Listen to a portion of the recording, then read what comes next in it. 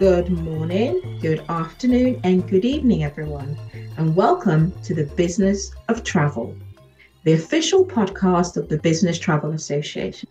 And I'm your host today, Linda Biko, the chair for the Inclusion and Culture Committee.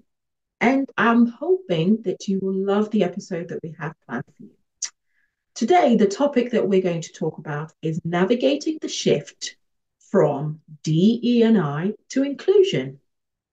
Most of you know that we've changed our name recently from DE&I to Inclusion and Culture. And I'm hoping that this session is going to give you a little bit understanding of the thought process that went into it. This episode is going to explore the significance of transforming from diversity, equity, and inclusion. And more importantly, it's going to give you the framework that will emphasize the importance of inclusion. We're going to discuss how we, as a community, as a travel community, can foster a culture of inclusion and the impact that this can have on organizations in terms of employee engagement, retention, and the overall success of any organization. It gives me great pleasure to introduce a dear friend of mine, Eugene, and he, I believe, is on a mission like me to transform the workplace into a vibrant hub that ensures that you have creativity and you have lasting success. And he's got an impressive background when it comes to diversity and how to influence organizations to ensure that they're inclusive. And I would like to take this opportunity to introduce my dear friend, Eugene. So Eugene, I know you extremely well, but could you just give us a little bit of an insight into yourself? Yeah, sure. Linda, I am delighted to be here. Thank you so much for inviting me to come and chat with you about this. As you say, we've talked about this quite a lot. And I have to say, I'm not, can I say I love the title? That's the first thing that I wanted to say. And I have slightly stolen it and used it a couple of times. I'm going to say that. I'm going to confess straight away. So a little bit about me. I struggle sometimes to talk about myself, but do you know what? Here's the thing. Increasingly, as I've traveled this journey of inclusion, I realized how much of who I am and what I do right now has come from the journey that I've had and the start in life, etc. So I'm going to give you a little brief journey through. I am the older brother to two sisters. Mum and dad came to the UK. Dad as a 15-year-old to join the RAF, and mum as an 18-year-old to become a nurse. And it's that life in the RAF that was very much a part of mine and my sisters growing up, in the sense that we moved around a lot. I mean, we had 6 primary schools before the age of 11, and that's one of those things where you have to learn very quickly to get to know people, not judge people, all of those kinds of things. So that started the whole journey with inclusion for me. But at the age of 11, we decided I'd go to boarding school. So went on to boarding school for 7 years, which again, another place that you can't be too up yourself. You have to literally be the kind of person that looks out for and looks to the people around you. But actually, the thing that has been alongside those privileges, I call them privileges, but alongside those privileges, one of the greatest privileges for me was my life as an athlete. I was an international athlete, an international decathlete. I had the privilege of traveling around the world and competing with some of the best in our particular field. I was also a sprinter and a 400-meter runner, which meant that I actually got to do a lot more traveling than some of my other decathlon colleagues. But again, it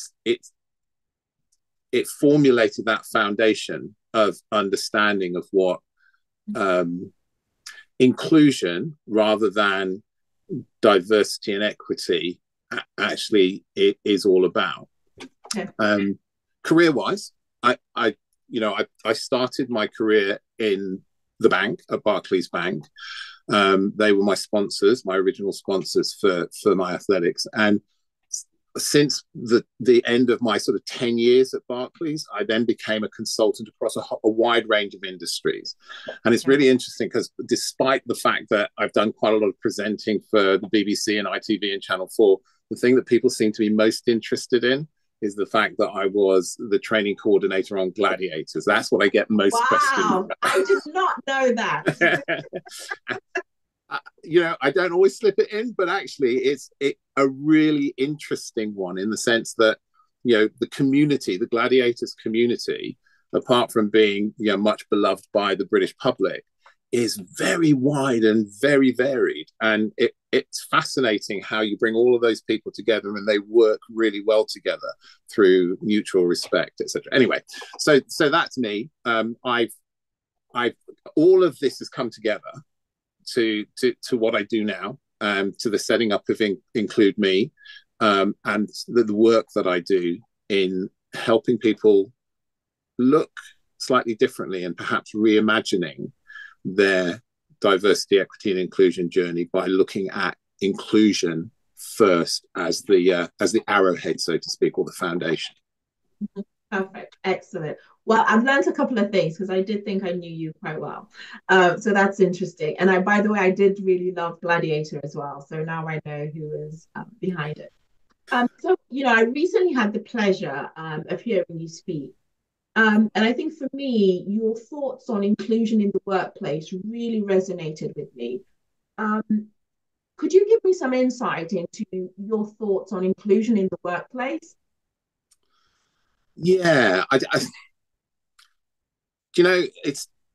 it starts as being a little controversial for people because actually my starting point is that inclusion right now is, I often struggle to know quite how to say this, but I think it's a bit of a tick box.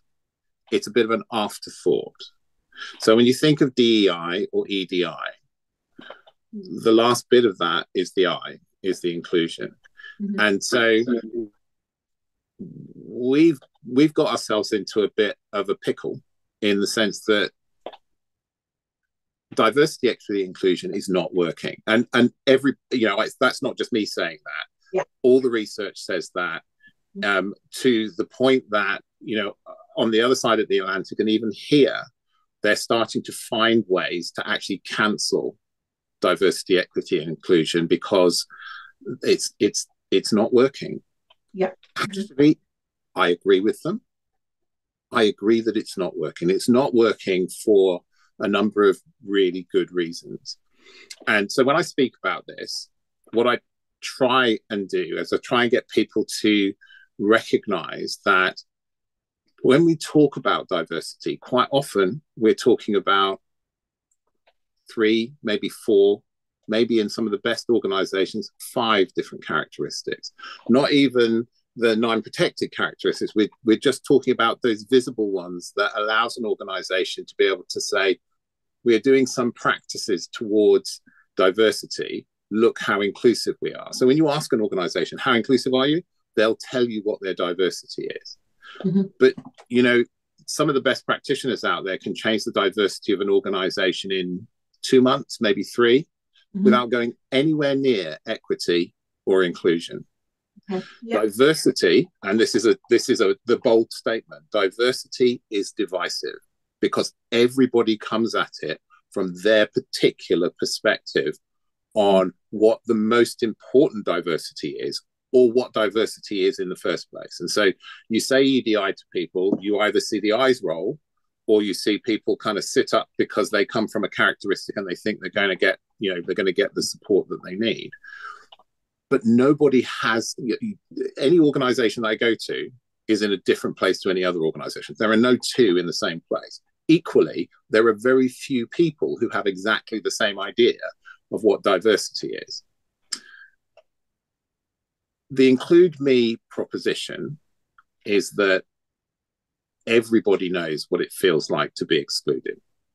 So whenever I do a talk, I always ask, spoiler alert, I always ask, who in the room has never been excluded? And I have to say that to date, whether I've spoken to a hall of 1,000 people or a room of 5 people, nobody has yet said, no, I've never been excluded in my life. So everybody knows what that feels like. Exactly. And everybody knows that that's not a nice feeling. And so I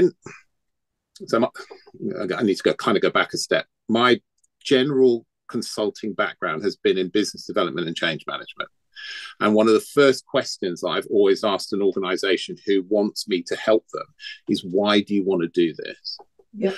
When you ask people, why do you want to do D&I or EDI, they will go, well, because George Floyd, or because we want to be fair, so you're promising a whole bunch of things, but then you bury diversity, equity, inclusion in your HR department, so it's far away from anything that you do, the mainstream of anything you do across your business as possible. And therein lies the problem.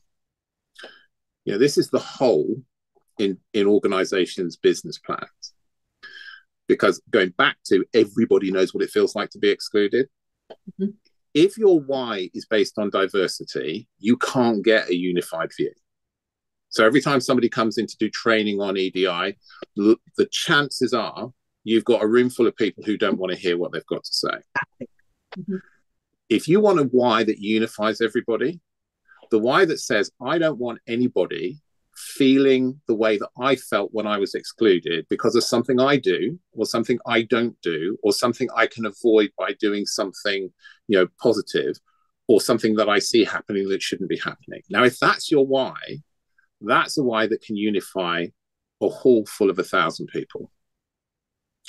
And so that's the premise of the journey. Let's create, first of all, a foundation of inclusion where that's our why, and that everything that we do is looked at through a lens of inclusion, has a layer of inclusion across it. And I have to say, most policies for organizations that I get to review change radically when you look at them through a lens of inclusion. And I make the suggestions of the changes, but organizations with glee make those changes, because they then start to create, and it's one of my sort of principles before practice.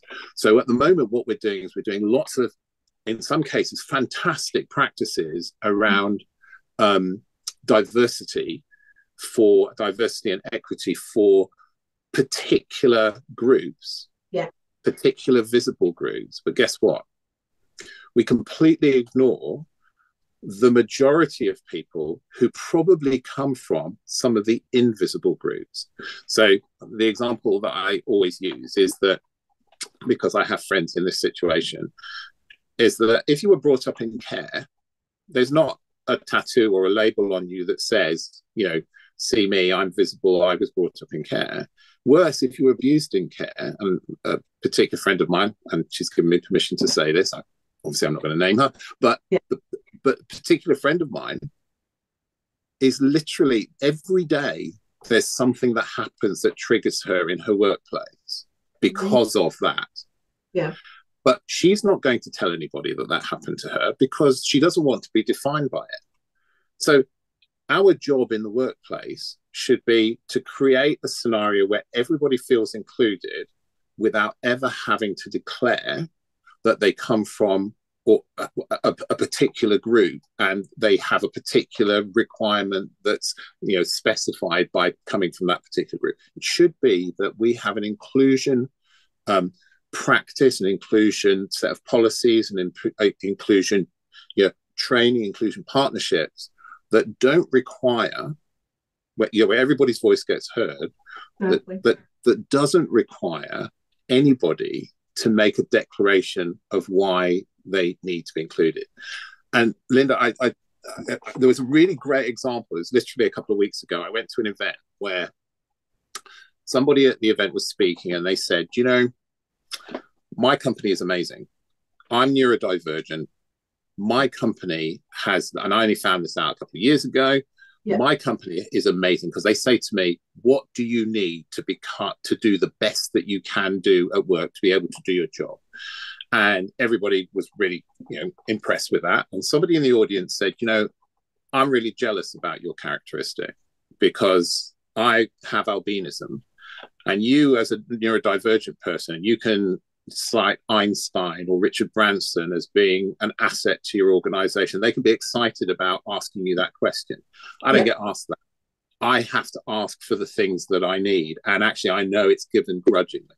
Now, obviously, two different organizations, and somebody else who was speaking said, you know what, that shouldn't happen. But listening to Simon talk about this, this is a real credit to how far we've come with diversity. And I said, you know what, you're right, we've come a long way in diversity. But this exchange tells me how little distance we've traveled with inclusion. It's an indictment of inclusion, because the best managers, the best leaders that I've ever worked with, and I try and emulate this, ask every single one of the people that they work with, what do you need to be the best that you can be? And that allows somebody who shouldn't have to declare, I come from this particular characteristic or that particular characteristic. It allows them to be able to say, this is what I need to be the best I can be. And that should be our mission. That's equality and equity and inclusion in action. And people who get asked that will start to believe in the equity that the organization promises. And at that point, their diversity of thought and their diversity of feeling will come out, be unleashed in their action. They'll start to feel that they belong. And that's when you'll get the best out of the people that you have in your organization. Sorry, that was a really long answer to your question, but hopefully I did answer it. No, you definitely answered it. And I think, for me, everything that you've said really resonates with me, because I was getting the feeling that every time I started to talk about DE&I, I would either get, oh, I'm really enthusiastic, or you would see from the facial expression that it's not something that I want to talk about. So that was one of the main aims of me, really pushing to change the name to inclusion and culture. And I think, secondly, I've always been a believer that we should make it a point to make sure that everybody's included in the conversation, no matter what. And that is our mission as a committee, to make sure that all voices are heard. And that's also the mission of GBTA as well, just to make sure that, we have one voice. And the only way to do that is to bring people along the journey. 100%. And just another two quick little stories. In fact, I won't tell you the story, I'll tell you the conclusion of the story. If we don't allow people who have opinions that we don't agree with to be heard, to feel heard, two things happen. First of all, why should somebody that we're not prepared to listen to actually listen to us? And secondly, if you don't know what somebody's thinking, how can you offer them a different way of thinking that for them to consider, to think in a different way? Because they may consider their way is a better way. You obviously think your way is a better way. You never get an opportunity for an exchange of ideas. So, and I won't bore you with the story, but there's a particular story that highlighted this incredibly, where somebody got somebody into trouble because of something that they said, which was pretty heinous, I have to say. Okay. But actually, the person shared it with them, maybe to hear a different opinion. But now what will happen is that person got into trouble. As a result, nobody who heard that exchange or heard about that exchange will ever give their opinion if it's not part of the mainstream, because they know what the consequence of that is. Yeah. I did a talk the other day where I was talking to a very, let's say, a very non-looking diverse group of people. Mm-hmm. And one of the things that I say as one of my mantras is, I actually don't care how many people of color or how many people from LGBTQ backgrounds you have in your organization right now. I care about whether the people you have in your organization, whatever background they come from, feel safe, feel included, and feel like they belong. Because If they don't, then there's no point in bringing anybody else from whatever background into your organization, because they won't feel safe enough to stay. And they don't have the loyalty that some of the others that have been there a long time might have, and they'll go. Yeah. And you'll lose your best people. Yeah. But the talk that I did the other day, something really interesting came out of it. These are leaders in an industry.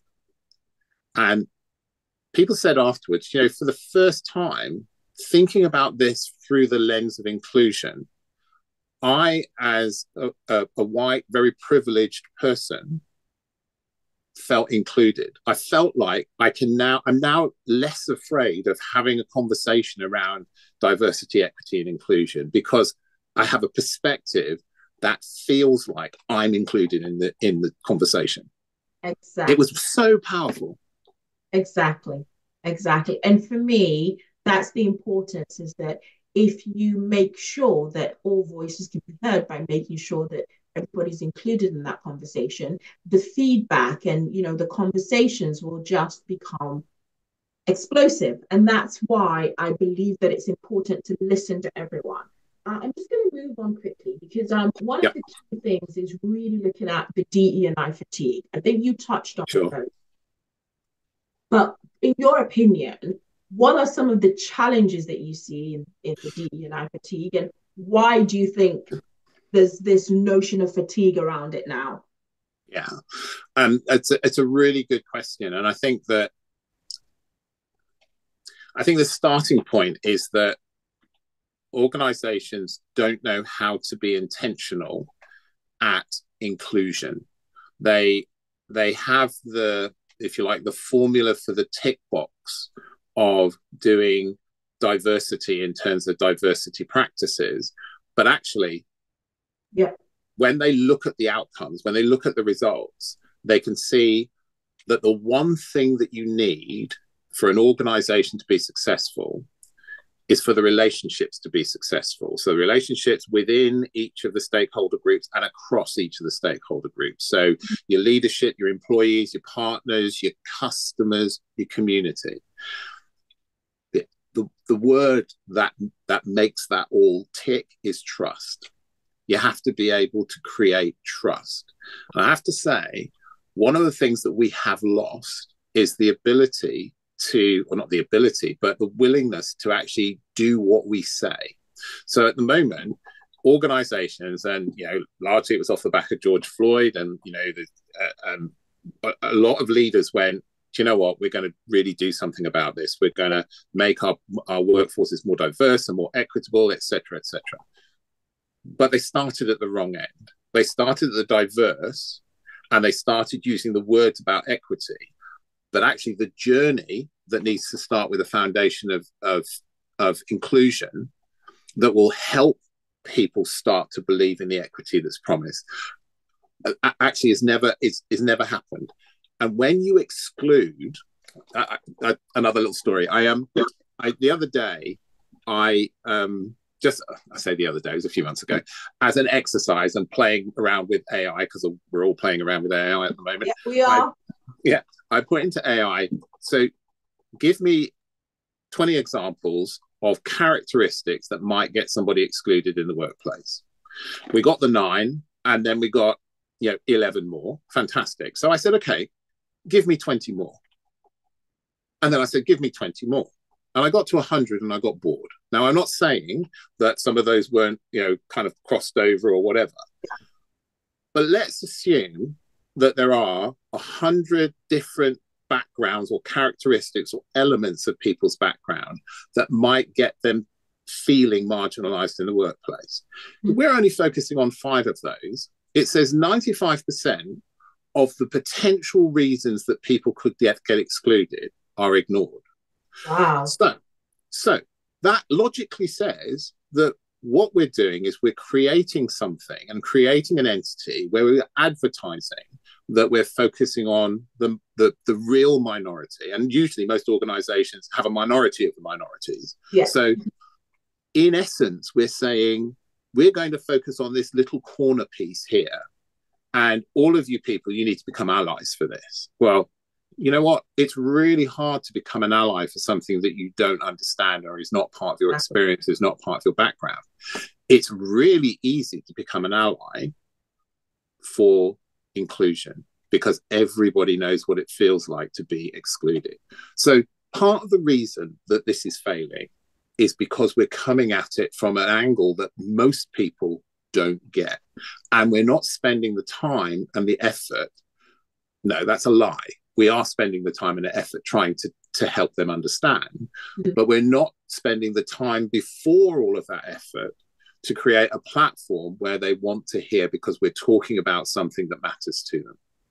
And we talk about something that matters to them, which is inclusion. And from that particular point of inclusion, they get to decide collectively, what are the characteristics we want to make sure are not excluded in our space? Does that make sense? Yeah, that definitely makes sense. That definitely makes sense. It does resonate with me. That if you start from the wrong place, you're going to get the wrong results. But you need to... And attributed to Einstein, but I'm not sure he did actually say it. You know, if you carry on doing the same thing and expect different results, that's a sign of madness, right? Yeah.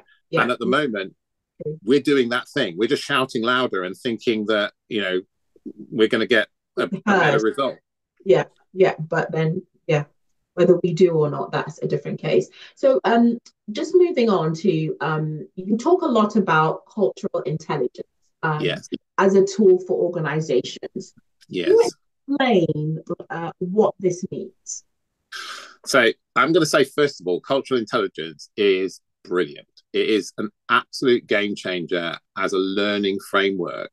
So Include Me has 6 pillars, which are basically based on the change strategy pillars, the to change both systems and to change behavior habits.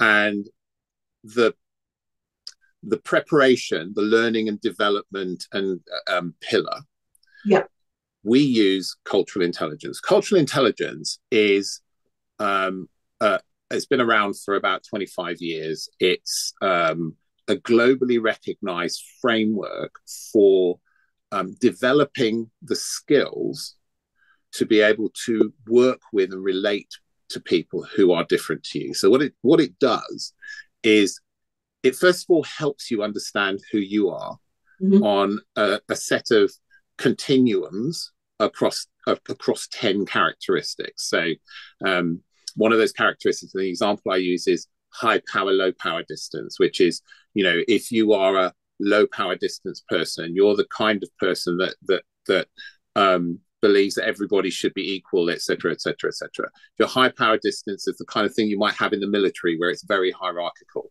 So I'm a really low power distance leader. You know, I invite people. I say, look, my door's always open. Come and see me whenever you want to. Well, if I say that to a low power distance person, they might come and stroll into my office, put their feet up on my desk, light up a cigarette or whatever. That's a different conversation you have to have with those people. But a high power distance person will never walk through my door because I'm often their boss or their boss's boss or their boss's boss's boss. And, you know, they get to walk into those people's office to get told off or to be sacked or whatever the case may be. And so if you understand that somebody comes from a high power distance kind of background, you as a leader can build strategies. And that's what cultural intelligence does. It helps you build a way of strategizing from where you are as a personality to other people in your surroundings, either your boss, your colleagues, or your people in your team, and actually help to be able to treat them the way they would like to be treated, the diamond rule or platinum rule, rather than how we were all brought up, treat people the way that you want to be treated. Yeah. And cultural intelligence gives you not only a framework, but actually particular strategies that you can take on day one of having learned them and actually be able to be a better colleague. But actually, here's the magic piece. What we hear from people who've gone through the training for cultural intelligence is actually I've become a better person. And it's not only developed my relationships at work, it's developed my relationships with my children, with my parents, with my wife or husband, partner, whatever. Honestly, it's the thing that made me decide finally to declare myself as somebody who was operating in the diversity, equity, and inclusion space, because I didn't for a long time because of the toxicity and because of all of those things. Yeah. Even though I've always done inclusion as part of everything that I do, because that's how I was brought up. Interesting. I think for me, I need to dive deeper into the whole culture of intelligence. Yes. Now, definitely. Yes. And you know what? I can go deep. I can go as deep as you like. I've given you a headline, but I can talk to you about those skills, because those skills. Sorry, let you ask your question and I'll answer your question. Go for it. How deep do you want me to go? I think for me, it's just really because I'm really intrigued about, how to, and this might be a very simple way of talking, but how to make people included and really try to understand people's perspective so that I can make myself a better person. Yeah. And that's my whole objective, is that, I talk to a whole load of people to try to understand how they feel, what they think, so that I know how to approach life in a better way. Yeah. And you know what? It's a really great question. So first of all, let me just give you a couple more headlines about cultural intelligence. It's a developmental tool in the sense that it actually offers you a set of skills that you can improve. You can assess and you can improve. And those skills are the same exact. And the reason it brought me into this space, because they were the same core skills that I used when I went to support an organization with their change management or with a particular aspect of business development. It asks the question, what's your why? So the why in the cultural intelligence is, what's your drive? What is the thing that motivates you? And that has a number of sub-dimensions in there that you can really drill down on. It then says, what do you need to know to actually, to be able to be better at this? So what are the things you need to know? And again, it has some sub-dimensions to that. Then it's, what's your strategy with what you know? Sub-dimensions. And then what actions are you going to take? Again, sub-dimensions. And what that does, by breaking all of that down, it gives some usable skills that people can take. But here's the point. And by the way, those would be exactly the same steps that somebody might take if they wanted to lose weight. Why do I want to lose weight? What do I need to know to be able to do this in the most effective way? What will I do strategically in my everyday life to make sure that this happens? And what the actions I'm going to take tomorrow? What's the first actions I'm going to take? Yeah. They're exactly the same skills. But here's the point. If you don't know who you are, along a continuum, you can't recognize if somebody's different to you. And if you don't recognize if somebody's different to you, how can you then utilize the skills that cultural intelligence offers you to be able to bridge that gap and be able to treat those people the way that they would like to be treated? And another one of the little exercises I like to do is when we won't go through the whole exercise now, but when we are asked to define somebody's culture, we're asked to do it by looking at them. Yes. But when you ask people, what's your culture? What are the things that define you personally? Give me 3 words or 3 phrases that you feel define who you are. Almost always, and I'm not saying always because it's happened, but almost always, the things that people will talk about are the things that are about character. They're things that are the values that they were brought up with. Those are the things that they want other people to see. And yet that would be your culture. That would be our culture. And yet, when we ask people to define somebody else's culture, we ask them to do it by looking at them and looking at the obvious examples of who they are, which is why we see companies quite logically, but slightly cynically, going, okay, what characteristics do we need to see more of so that we can tell people how inclusive we are? And yet, most of the people in the organization don't feel included. That's powerful. And I will never bring my best to something where I don't feel like I belong, I don't feel included, I don't feel invested, and I don't feel I have agency, I will never give my best to that. Neither would you expect anybody to. It's the whole, in most organizations' business plan, because nobody teaches at MBA school, what do we do to make sure that our people are the best that they can be? At the moment, what we do is we try and employ the right people. We don't do so well in that.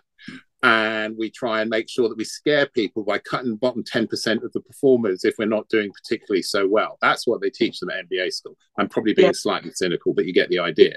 Get the idea. What we don't teach them is, how do we look for opportunities to be better? How do we look for opportunities to make sure that the people that walk through our door every day are motivated, are inspired, enabled, and are empowered to want to be the best that they can possibly be?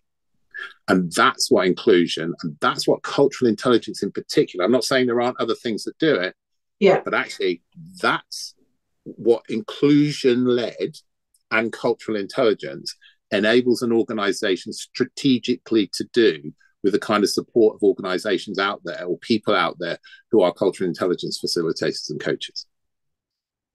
Wow. I think this is definitely a topic that I want to get into. Hey, I know somebody who can help you with that.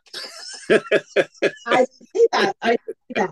So I just want to, close with a quick question to you. Sure. If you had a crystal ball, what one message would you send to our industry as a travel industry, whether it's meetings and events or travel, when it comes to inclusion and DE&I? Okay. So you're limiting me to one message. Oh my God. Okay, let me try. Two. No. I'll try and go with your one message. Okay. Be intentional in being more inclusive. Build a foundation of inclusion so that everybody feels invested in actually contributing to your why. Because you know what? I don't want you just to tell me from your board level what your why is. I want you to know what the why is of the rest of your organization. And I cite Sydney Yoshida's iceberg of ignorance that suggests that organizations know, leaders of organizations, the most senior leaders know but 4% of the things that the people at grassroots level, at the customer level, actually know in terms of the challenges that organizations have, which says, and if Sydney's right, and it's been around since 1989, so I suggest that if it wasn't, somebody would have debunked it by now. Okay, if Sydney's right, it suggests that organizations' leaders are making not great decisions if they're only making it on 4% of that knowledge. And so what I say to organizations is, be intentional and lead from the top, and make sure that you're making good decisions by making sure that actually your foundation of inclusion is solid. Because if it isn't, your house of equity and diversity cannot stand. It will sink in the sand. I didn't realize that was a poem. I just did it. I love that. But the basic aspect of all this is being intentional.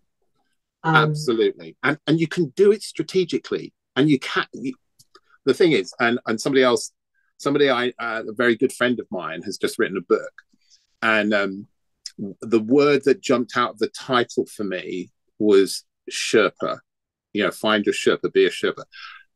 There are people out there who can be your Sherpas in this particular space. Okay, can be your guide to take you through this complex forest, because it is complex, because it's been made complex. No, it is complex because it's about people and it's about different people. So of course it's complex, but actually it's been made challenging by the foliage of confusion that's created around all the terminology and all the particular perspectives that people have.